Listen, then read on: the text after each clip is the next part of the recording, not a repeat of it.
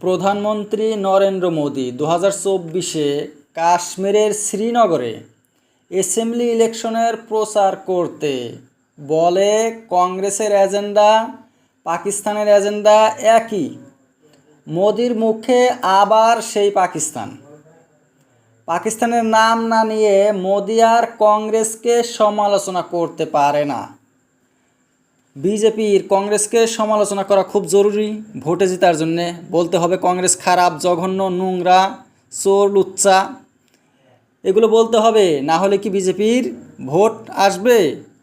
কিন্তু কংগ্রেসকে সমালোচনা করতে গেলেই মোদির মুখ দিয়ে বের হয় পাকিস্তান পাকিস্তান পাকিস্তান ছাড়া মোদির ভাষণ পুরা হয় না। দেশভক্তি দেখাইতেও মোদি এই পাকিস্তানই করে। পাকিস্তান ছাড়া দেশভক্তি হয় না। আর্টিকেল 370-এর কথাও বলছে মোদিজি শ্রীনগরে।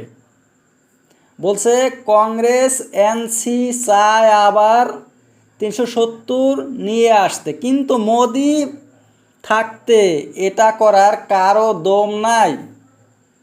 কি বড় একটা কাম করেছে 370 উঠিয়ে দিয়ে।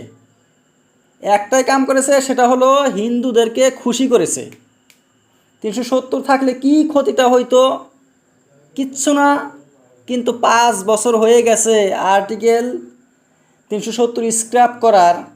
এখনও মোদি এটাকে মনে করিয়ে দেয়, নিজেকে বড় কামিল কর দেখাতে। কামাইসুত 370 ছিল মুসলিমদের একটা সংবিধান, কিন্তু এইটা দিয়া মোদি চলে। ভারতে মুসলিমরা না থাকলে মোদির ভাত থাকতো না।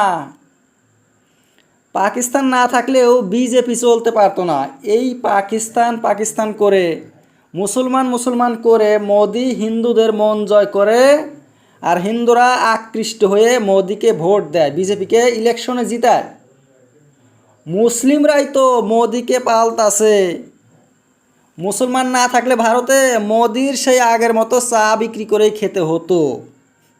কংগ্রেসের কাছে হিন্দু মুসলিম নাই, ধর্ম রাজনীতি কংগ্রেস করে না। কাজেই মুসলিমদের ছাড়াই কংগ্রেস চলে। কিন্তু মোদি কি আর চলবে?